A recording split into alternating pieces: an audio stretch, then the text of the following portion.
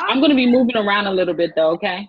Good afternoon. We are here with Sasha Barnaby, one of my former students. When we talk about mentoring, we are talking about the ability to ensure that we have an opportunity to give back to others. And so as a teacher, I really enjoy that opportunity to give back. And I'm here with one of my students who became a teacher. And I am just, talk to me a little bit about how you decided to get into teaching and then what is going on right now for you as a teacher.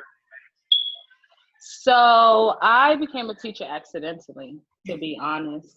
When I graduated from school, I had a degree in criminal justice. And but I always knew I wanted to work with at-risk youth because I was at risk myself.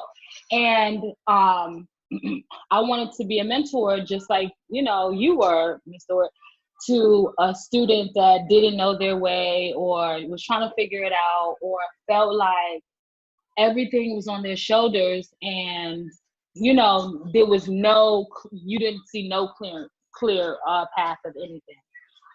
So, broke college student, I just started to go on Craigslist and started applying to jobs. And I came across High Road Academy, which was an alternative school. And it was for kids that was in and out of the juvenile justice system or just had a really bad background and was unable to attend public schools. So they got kicked out of the public schools, or public schools couldn't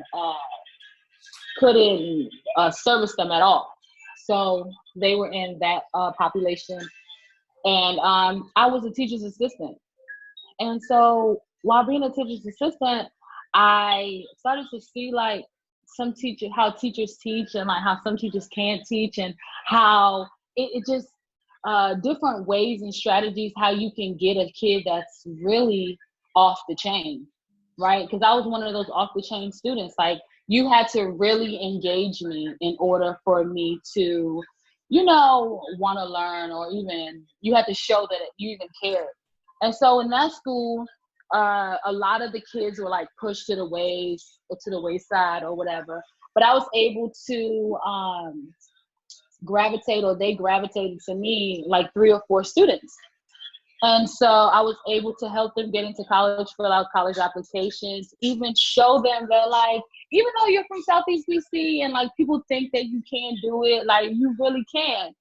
And so we filled out applications, wrote letters, I did recommendations. I even printed out brochures, went on computers to show them like, you gotta get a college education. Like even if it's just a degree, if you have a degree, you'll be able to do almost anything.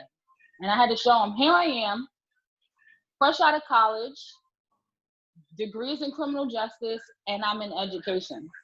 Wow. So I loved education. And then I started to go to different types of schools, public schools, private schools, all types of schools. And I was teacher's assistant until one day one of the teachers became ill or like pregnant or something.